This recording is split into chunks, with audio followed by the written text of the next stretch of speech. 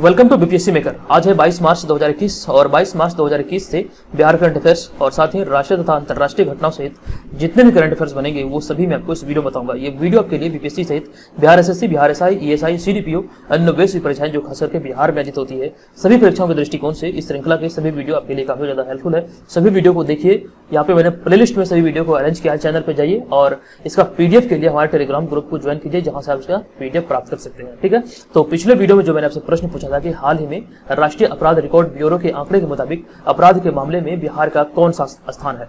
तो सभी अपराध के मामले में अभी बिहार का जो स्थान है ये 25वां स्थान है। तो सभी लोगों ने यहाँ पे इस प्रश्न का राइट आंसर किया है। ठीक है, अब यहाँ पे बढ़ते हैं। आपको बता दूं कि 67वीं बीपीएससी प्रारंभिक परीक्षा और बीपीएससी सीडीपीओ के लिए जो टेस्ट सीरीज चलाया जा रहा है, तो पेड ग्रुप में आपको 11वां टेस्ट सीरीज दिया गया है। जो लोग अभी तक अटेम्प्ट नहीं किए हैं जल्दी से जाइए और इसे अटेम्प्ट कीजिए।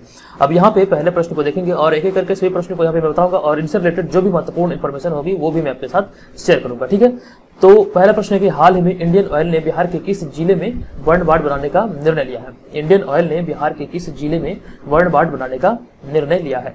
तो ये निर्णय बेगूसराय के लिए लिया गया है। ऑप्शन नंबर ए यहाँ पे इस प्रश्न का सही उत्तर होगा। हाल ही में इंडियन ऑयल की बरौनी रिफाइनरी ने अपने कॉर्पोरेट पर्यावरण दायित्व के तहत बिहार के बेगूसराय में सभी उपकरणों से लैस 6 बेडों के बने वार्ड का निर्माण करने का निर्णय लिया है और इसके तहत हाल ही में स्वास्थ्य विभाग के साथ समझौता ज्ञापन पर हस्ताक्षर भी किया गया है। तो ये ध्यान रखिएगा, ये बिहार के बेगूसराय में इसका निर्माण का निर्णय लिया गया है इंडियन ऑयल के द्वारा। अब यहाँ पे बात आई है इंडियन ऑयल की, तो यहाँ पर इंडियन ऑयल से जो भी महत्वपूर्ण इन्फॉर्मेशन है उन्हें देख लेते हैं। तो इंडियन ऑयल कॉर्पोरेशन लिमिटेड यानी कि भारतीय तेल निगम भारत सरकार की सबसे बड़ी एकीकृत तेल शोधन और विपणन करने वाली सार्वजनिक क्षेत्र की कंपनी है। इंडियन ऑयल को सरकार द्वारा महारत्न का दर्जा प्राप्त है। भारत में इसका पेट्रोलियम उत्पादों के विपणन में कुल हिस्सा 47% और तेल शोधन में 40% है। भारत की कुल 19 तेल परिशोधिकाओं में 10 इंडियन ऑयल के स्वामित्व के अधीन है और इसकी जो स्थापना हुई थी ये 1959 में हुई थी। और इंडियन ऑयल का जो मुख्यालय है ये नई दिल्ली में है और इसके अध्यक्ष जो वर्तमान में है ये संजीव सिंह हैं। और इंडियन ऑयल के जो प्रमुख उत्पाद हैं इसमें पेट्रोल, डीजल, केरोसिन, एलपीजी और पेट्रो रसायन है। ये सभी चीजों को आपको ध्यान रखना है। अब बढ़ते हैं यहाँ पर दूसरे प्रश्न की ओर। दूसरा प्रश्न है कि हाल ही में राज्यसभा में एक चर्चा के दौरान बिहार के किस स्थल को वर्ल्ड हेरिटेज में शामिल करने की बात हुई है। राज्यसभा में एक चर्चा के दौरान बिहार के किस स्थल को वर्ल्ड हेरिटेज में शामिल करने की बात हुई है। इस प्रश्न का सही उत्तर होगा ऑप्शन नंबर सी, यानी कि राजगीर का साइक्लोपियन वॉल। हाल ही में राज्यसभा में पर्यटन मंत्रालय के कामकाज पर चर्चा के दौरान राजगीर के साइक्लोपियन वॉल को वर्ल्ड हेरिटेज में शामिल करने की मांग की गई है। ठीक है, ये ध्यान रखिएगा, राजगीर का साइक्लोपियन वॉल को अभी हाल ही में वर्ल्ड हेरिटेज की सूची में शामिल करने की बात की गई है राज्यसभा में। तो ऑप्शन नंबर सी यहाँ पे इस प्रश्न का सही उत्तर होगा। उसके बाद बढ़ते हैं तीसरे प्रश्न पे। तीसरा प्रश्न है कि हाल ही में बिहार के किस जिले में कम उम्र के अपराध करने वाले बच्चों के लिए प्लेस ऑफ सेफ्टी बनेगा, प्लेस ऑफ सेफ्टी का निर्माण किया जाएगा। तो इसका जो मतलब ये निर्माण करने का जो निर्णय लिया गया है ये बिहार के सहरसा जिले में ये निर्माण करने का निर्णय लिया गया है। हाल ही में बिहार के सहरसा जिले में बनने वाला यह प्लेस ऑफ सेफ्टी उत्तर बिहार का पहला और राज्य का तीसरा प्लेस ऑफ सेफ्टी होगा और यह सहरसा शहर की पुलिस लाइन में संचालित होगा और इसमें राज्य के 14 जिले के बच्चे रखे जाएंगे। ये काफी ज्यादा महत्वपूर्ण प्रश्न है, इसे ध्यान रखिएगा। अभी हाल ही में सहरसा जिले में प्लेस ऑफ सेफ्टी का मतलब कि निर्माण किया जा रहा है जो कि कम उम्र के अपराध करने वाले बच्चे होते हैं उनके लिए। ऑप्शन नंबर ए यहाँ पे इस प्रश्न का सही उत्तर होगा। उसके बाद बढ़ते हैं, यहाँ पर बात आई थी बिहार की, तो बिहार से रिलेटेड एक बार मैं आपको पुनः बता दूं। गवर्नर है फागू चौहान, चीफ मिनिस्टर नीतीश कुमार, राजधानी पटना, राज्य के पक्षी गौरैया, राज्य के पशु बैल, राज्य के वृक्ष पीपल और राज्य के फूल जो है यहाँ के गेंदा है। ये मैप में बिहार की स्थिति है और राज्य के जो मतलब कि ये जो चिन्ह है 2 स्वास्तिक के बीच में बौद्धि वृक्ष है, ये बिहार का राज्य के चिन्ह है। इसे आप ध्यान रखिएगा, आपसे एग्जाम में पूछा जा सकता है कि बिहार का राज्य के चिन्ह क्या है, तो ये कंफ्यूज मत कीजिएगा। 2 स्वास्तिक के बीच में बौद्धि वृक्ष। अब उसके बाद बढ़ते हैं चौथे प्रश्न पे। हाल ही में ग्राम उजाला योजना के तहत कितने करोड़ एलईडी बल्ब दिए जाएंगे। ग्राम उजाला योजना के तहत अभी जो ये निर्णय लिया गया है तो इसका जो सही उत्तर होगा 1.5 करोड़ एलईडी बल्ब दिए जाएंगे। बिहार के राज्य ऊर्जा मंत्री के अनुसार राज्य में 1.5 करोड़ बल्ब वितरण किया जाएगा और इसे प्रतिवर्ष 2025 मिलियन किलोवाट बिजली की बचत होगी और प्रतिवर्ष कार्बन डाइऑक्साइड उत्सर्जन में भी 1.5 मिलियन टन की कमी आएगी। तो ये ध्यान रखिएगा 1.5 करोड़ बल्ब का मतलब एलईडी बल्ब का वितरण किए जाने का ये योजना है। तो यहाँ पे बात आई है ग्राम उजाला योजना की। तो ग्राम उजाला योजना से आपसे एग्जाम में प्रश्न पूछे जा सकते हैं। आइए इनके बारे में डिटेल में इंफॉर्मेशन देख लेते हैं। तो ग्राम उजाला योजना की शुरुआत अभी हाल ही में हुई है और इसके तहत 10 रुपये में एलईडी बल्ब उपलब्ध कराया जाएगा, जिसकी वारंटी जो होगी ये 3 वर्षों की होगी। किंतु इसके बदले में उपभोक्ता को फिलामेंट वाले पुराने बल्ब को जमा करना होगा और इस योजना को देश के विभिन्न इलाकों के 5 जिलों में शुरू की गई है, यानी कि पूरे भारत के 5 जिलों से ये शुरू किया गया है, जिनमें आरा जिला जो कि बिहार में है और वाराणसी उत्तर प्रदेश, विजयवाड़ा आंध्र प्रदेश, नागपुर महाराष्ट्र और पश्चिमी गुजरात के गांव शामिल है। तो इन 5 जगहों से, देश के ये 5 जिलों से मतलब इसका संचालन अभी शुरू किया गया पहले चरण में। ठीक है, इसे ध्यान रखिएगा। और योजना की शुरुआत सरकारी कंपनी EESL की शाखा कन्वर्जेंस एनर्जी सर्विसेज लिमिटेड यानी कि CESL ने की है, जिसके अंतर्गत ग्रामीण उपभोक्ताओं को 7 व 12 वाट के 5 बल्ब दिए जाएंगे और इससे बिजली की खपत व खर्च में गिरावट आएगी। ये ध्यान रखिएगा, 10 रुपये में यहाँ पे बल्ब दिया जाएगा। ठीक है, 7 से 12 वाट के 5 बल्ब दिए जाएंगे। और इसके अलावा जो मतलब कि ये जो इसमें कंडीशन ये है कि इसके मतलब कि कह सकते हैं यहाँ पे जो मैंने लिखा है कि फिलामेंट वाले उसको मतलब बदले में बल्ब देना होगा उपभोक्ताओं को, ये ध्यान रखिएगा। और इसकी जो वारंटी होगी ये 3 वर्षों की होगी। तो ये सभी चीजों का आपको ध्यान रखना है, यहाँ से आपसे प्रश्न एग्जाम में बन सकते हैं। चलिए अगला प्रश्न, हाल ही में अटल नवसृजन मिशन तथा नीति आयोग ने निम्नलिखित में से किस कंपनी के साथ मिलकर देश में नवाचार और उद्यमिता को सुदृढ़ करने के लिए नई पहल की घोषणा की है? किस कंपनी के साथ मिलकर देश में नवाचार और उद्यमिता को सुदृढ़ करने के लिए एक नई पहल की घोषणा किया गया है अटल नवसृजन तथा नीति आयोग के द्वारा? तो यहाँ पर देखिए, ये जो कंपनी के साथ मिला है ये अमेजन के साथ मिलकर किया गया है। ध्यान रखिएगा, इस पहल के अंतर्गत विद्यालय के विद्यार्थियों को क्लाउड कंप्यूटिंग कौशल की जानकारी देकर सशक्त बनाने और साथ ही उद्यमियों को शैक्षिक टेक्नोलॉजी संबंधी अभिनव समाधान क्लाउड प्लेटफॉर्म पर उपलब्ध कराया जाएगा। ये ध्यान रखना आपको। ये अभी जो हाल ही में किया गया है नवाचार और उद्यमिता को सुदृढ़ करने के लिए अमेजन के साथ अभी मतलब कि हाथ मिलाया गया है। चलिए यहाँ पे बात आई है नीति आयोग की। तो नीति आयोग में कई बार प्रश्न पूछे गए हैं और यहाँ से अक्सर प्रश्न पूछे जाएंगे ही। तो नीति आयोग में सबसे महत्वपूर्ण जो है आपको यहाँ पे नीति का फुल फॉर्म याद रखना है। तो नीति का जो फुल फॉर्म है ये है national institute for transforming India. ये काफी ज्यादा महत्वपूर्ण है, बीपीएससी में ये प्रश्न पूछा गया है। तो इसके बारे में आइए डिटेल में जानते हैं। नीति आयोग भारत सरकार द्वारा गठित एक संस्थान है जिसे योजना आयोग के स्थान पर 1 जनवरी 2015 को गठित किया गया था। यह संस्थान सरकार के थिंक टैंक के रूप में सेवाएं प्रदान करता है।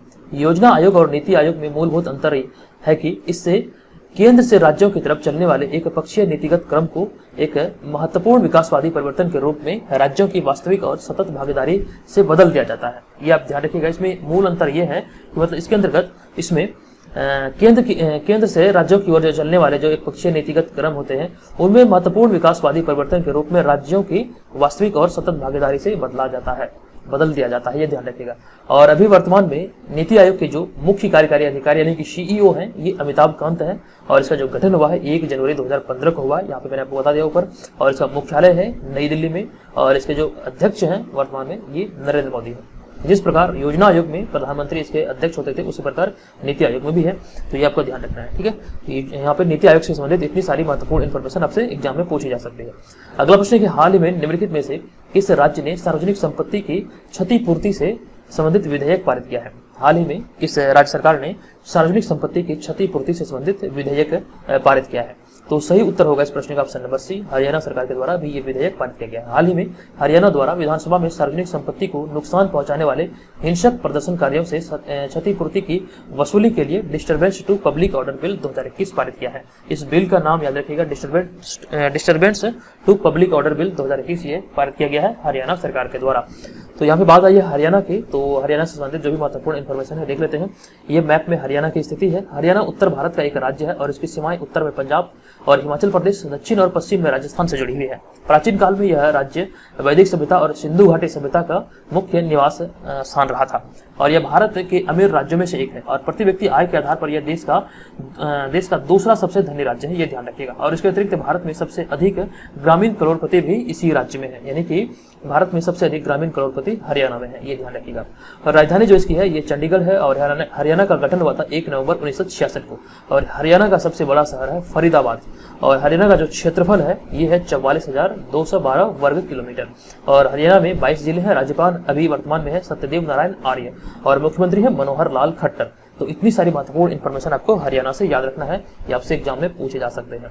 उसके बाद 7वां प्रश्न है कि हाल ही में निम्नलिखित में से किस देश ने विदेशों में महिला हेल्पलाइन सेंटर स्थापित करने की घोषणा की है? किस देश ने भी हाल ही में विदेशों में भी महिलाओं के लिए हेल्पलाइन सेंटर स्थापित करने की घोषणा की है? ये जो घोषणा किया गया है ये भारत सरकार के द्वारा किया गया है। हाल ही में केंद्रीय महिला एवं बाल विकास मंत्री स्मृति ईरानी के अनुसार हाल ही में सरकार भारतीय महिलाओं की सुरक्षा के लिए विदेशों में भी महिला हेल्पलाइन सेंटर स्थापित करने की घोषणा की है। ये ध्यान रखिएगा, ये घोषणा अभी हाल ही में भारत सरकार के द्वारा किया गया है। उसके बाद यहाँ पे मैं आपको पेड ग्रुप के बारे में बता दूं, आपको मैं बार बार बताता हूँ। और यहाँ पे आप देख लीजिए, ये जो है ये 2-3 मेन पीडीएफ है आपको टेस्ट सीरीज में मिलेंगे। अगर आप ज्वाइन करने के इच्छुक हैं तो ये व्हाट्सअप नंबर है, इस पर आप 321 लिख के मैसेज कीजिए। आप इसका स्क्रीनशॉट भी ले लीजिए, अगर आप इसे बाद में देखना चाहें तो देख सकते हैं। और हालांकि इसके बारे में मैं आपको डिटेल इन्फॉर्मेशन आपको इस वीडियो के अंत में भी दूंगा, तो वीडियो के साथ बने रहें। चलिए अगला प्रश्न है 8वां नंबर प्रश्न। हाल ही में निम्नलिखित में से किस देश ने इच्छा मृत्यु को वैध करने के लिए एक कानून पारित किया है? निम्नलिखित में से किस देश ने इच्छा मृत्यु को वैध करने के लिए एक कानून पारित किया है? तो ये जो कानून पारित किया गया है ये स्पेन के द्वारा अभी हाल ही में पारित किया गया है। हाल ही में स्पेन की संसद ने 18 मार्च 2021 को इच्छा मृत्यु को वैध बनाने वाला कानून के पक्ष में मतदान पारित किया। यह कानून मानसिक रूप से बीमार या गंभीर रूप से घायल मरीजों को अपनी पीड़ा को समाप्त करने की अनुमति देता है। चलिए यहाँ पे बात आई है स्पेन की, तो स्पेन के बारे में महत्वपूर्ण इन्फॉर्मेशन जो बन सकते हैं उन्हें देख लेते हैं। ये राष्ट्रीय ध्वज है स्पेन का, और यहाँ पर मैप में देख सकते हैं ये स्पेन है और ये अपना भारत है। ठीक है, ये ध्यान रखिएगा, ये है स्पेन। अब यहाँ पे देखते हैं, स्पेन एक यूरोपीय देश है जो कि यूरोपीय संघ का एक सदस्य राष्ट्र है। यह यूरोप के दक्षिण पश्चिम में अरेबियन प्रायद्वीप पर स्थित है। स्पेन एक संवैधानिक राजशाही के तहत एक संसदीय सरकार के रूप में गठित लोकतंत्र है। स्पेन एक विकसित देश है जिसका सांकेतिक सकल घरेलू उत्पाद से दुनिया में 12वीं सबसे बड़ी अर्थव्यवस्था बताता है। यहाँ पर जीवन स्तर काफी ज्यादा ऊंचा है, यानी कि हाई फाई है। यह संयुक्त राष्ट्र, यूरोपीय संघ, नाटो, ICD और विश्व व्यापार संगठन का सदस्य है। यहाँ पे वर्तमान में राजा है हुआन कार्लोस और प्रधानमंत्री है मारियानो राहोई, और मुद्रा यहाँ की है यूरो। ये ध्यान रखिएगा, ठीक है। इतनी सारी महत्वपूर्ण इंफॉर्मेशन को आपको ध्यान रखना है। अब बढ़ते हैं अगले प्रश्न पे। 9वां नंबर प्रश्न है, हाल ही में निम्नलिखित में से किस राज्य सरकार ने चिरंजीवी योजना की शुरुआत की है? चिरंजीवी योजना की शुरुआत अभी हाल ही में किस राज्य सरकार के द्वारा किया गया है? तो अभी हाल ही में चिरंजीवी योजना की जो शुरुआत किया गया है ये राजस्थान सरकार के द्वारा किया गया है। राजस्थान सरकार ने हाल ही में चिरंजीवी योजना की शुरुआत की है, और इस योजना के तहत राज्य के सभी परिवारों को 5 लाख रुपए की प्रतिवर्ष कैशलेस चिकित्सा सुविधा उपलब्ध कराई जाएगी। ये अभी हाल ही में राजस्थान सरकार के द्वारा किया गया है, जिसका उद्देश्य 5 लाख रुपए तक की मतलब कैशलेस चिकित्सा सुविधा उपलब्ध कराना है। यह है इसका उद्देश्य, ये ध्यान रखिएगा। चलिए बात आई है राजस्थान की, तो राजस्थान से संबंधित सारे महत्वपूर्ण इन्फॉर्मेशन को देख लेते हैं। ये मैप में राजस्थान की स्थिति है, और राजस्थान भारत गणराज्य का एक राज्य है जो कि क्षेत्रफल के आधार पर सबसे बड़ा राज्य है।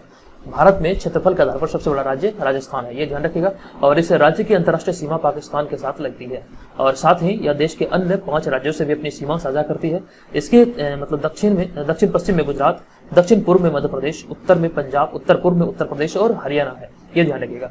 विश्व पुरातन श्रेणियों में प्रमुख अरावली श्रेणी राजस्थान की एकमात्र पर्वत श्रेणी है जो कि पर्यटन का केंद्र है, जो माउंट आबू और विश्वविख्यात दिलवाड़ा मंदिर सम्मिलित करती है। और इसके अलावा राजस्थान में 2 बाघ अभ्यारण्य जो कि विश्व प्रसिद्ध है, रणथंभौर और सरिस्का, ये दोनों यहाँ पे एक बार एग्जाम में बीपीएससी एग्जाम में पूछा गया है, ठीक है। ये दोनों का आपको ध्यान रखना है। और इसकी जो कैपिटल है ये जयपुर है। गवर्नर अभी है वर्तमान में कालराज मिश्रा, और मुख्यमंत्री है अशोक गहलोत। इतनी सारी महत्वपूर्ण इंफॉर्मेशन आपको राजस्थान से याद रखनी है। 10वां प्रश्न है कि हाल ही में निम्नलिखित में से किस देश ने अफगानिस्तान शांति सम्मेलन की मेजबानी की है? हाल ही में निम्नलिखित में से किस देश ने अफगानिस्तान शांति सम्मेलन की मेजबानी की है? तो ये जो मेजबानी की गई है ये रूस के द्वारा किया गया है। हाल ही में रूस की राजधानी मॉस्को में अफगानिस्तान शांति सम्मेलन आयोजन किया गया, और इस बैठक का आयोजन सरकारी प्रतिनिधियों और तालिबानी सलाहकारी को एक साथ लाने के लिए किया गया है, ये ध्यान रखिएगा। तो इसका सही उत्तर होगा, ये हो जाएगा ऑप्शन नंबर ए, रूस। अब यहाँ पे बात आई है अफगानिस्तान की, तो अफगानिस्तान के बारे में देख लेते हैं। ये राष्ट्रीय ध्वज है अफगानिस्तान का, और यहाँ पर ये मैप में अफगानिस्तान की स्थिति है। अफगानिस्तान जो है ये इस्लामी गणराज्य दक्षिण एशिया में स्थित है, ठीक है। ये एक इस्लामी गणराज्य है जो कि दक्षिण एशिया में अवस्थित एक देश है। अफगानिस्तान के पूर्व में पाकिस्तान, उत्तर में ताजिकिस्तान, कजाकिस्तान और तुर्कमेनिस्तान है, और पश्चिम में ईरान, उत्तर पूर्व में भारत तथा चीन स्थित है। ये इसमें चीज आप ध्यान रखिएगा। और अप्रैल 2009 में अफगानिस्तान सार्क संगठन का 8वां सदस्य बना था। ये प्रश्न काफी ज्यादा महत्वपूर्ण है, एग्जाम में पूछा गया है कि अफगानिस्तान सार्क संगठन का 8वां सदस्य कब बना था। तो ये 8वां सदस्य जो कि 2009 में ये 8वां सदस्य बना था, ये ध्यान रखिएगा।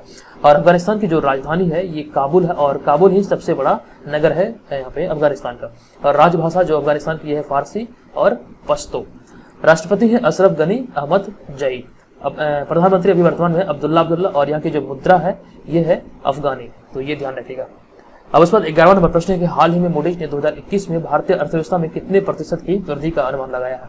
तो हाल ही में मूडीज ने 2021 में भारतीय अर्थव्यवस्था में कितने प्रतिशत की वृद्धि का अनुमान लगाया है। सही उत्तर होगा इस प्रश्न का ऑप्शन नंबर ए, 12% की वृद्धि का अनुमान लगाया। हाल ही में अमेरिका का कारोबारी और वित्तीय कंपनी मूडीज एनालिटिक्स ने 2021 में भारत का सकल घरेलू उत्पाद में 12% वृद्धि दर का अनुमान लगाया है। ये ध्यान रखना आपको, ऑप्शन नंबर ए यहाँ पे इस प्रश्न का सही उत्तर होगा। अब ये रहा आज के इस वीडियो का प्रश्न कि बिहार दिवस 2021 की थीम निम्नलिखित में से क्या रखा गया है। आपको इस वीडियो का मतलब इस प्रश्न का आंसर कमेंट बॉक्स में कमेंट करके बताना है कि इसका उत्तर क्या होगा। 2021 का जो बिहार दिवस है इसका थीम क्या रखा गया है, ठीक है। अब यहाँ पर टेस्ट सीरीज से संबंधित तमाम इन्फॉर्मेशन है। इस व्हाट्सएप नंबर पे आप में pre21 लिख के मैसेज कीजिए अगर आपसे ज्वाइन करना चाहते हैं। ये 399 रुपये आपको पे करना है, ये वन टाइम पेमेंट है। इसके अंतर्गत आपको टेस्ट सीरीज मिलेंगे, मंथली करंट अफेयर्स और भी बहुत सारे करंट मतलब PDF हैं, वो सभी चीजें आपको यहाँ पे दिया जाएगा। आप चाहें तो इस पे हमें डायरेक्टली कॉल करके भी पूछ सकते हैं, ठीक है। यहाँ पे आपको बहुत सारे PDF मिलेंगे जो कि आपको मतलब कि कम कीमत पे आपके लिए अवेलेबल कराया जाता है। निसंदेह ये आपके लिए काफी ज्यादा हेल्पफुल होगा। हमारे साथ बने रहें, आपको आपकी एग्जाम में सफलता तक ले जाना ये हमारा काम है, ठीक है। तो चलिए मिलेंगे नेक्स्ट वीडियो में, तब तक के लिए धन्यवाद।